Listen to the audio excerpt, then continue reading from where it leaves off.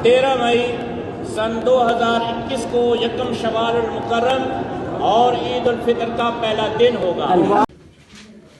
जैसा कि आप जानते हैं कि मरकज़ी रोयत हिलाल कमेटी पाकिस्तान का इजलास इस वक्त इस्लामाबाद में जारी है और इसी तरह जो है पूरे पाकिस्तान में जोनल कमेटियाँ और डिस्ट्रिक्ट कमेटियों के भी इजलास जारी हैं और हम इंशाअल्लाह अज़ीज़ पूरे पाकिस्तान से राब्ते में हैं और जहाँ कहीं से भी कोई शहादत हमें मसूल होगी इंशाअल्लाह अज़ीज़ को देखा जाएगा और उसके मुताबिक जो है वो फ़ैसला किया जाएगा। आपके सामने जो इनका उसके बारे में तो बात खुलकर सामने आ चुकी है।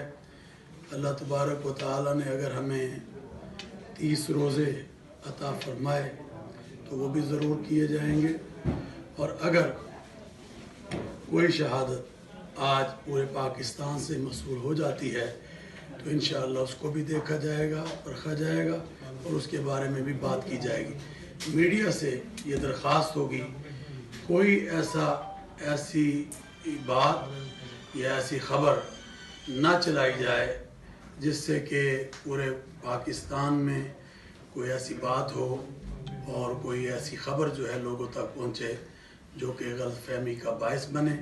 मेरी इतनी दरख्वास्त थी। तमाम मेंबरान मरकज़ के इस वक्त इस्लामाबाद में मौजूद हैं।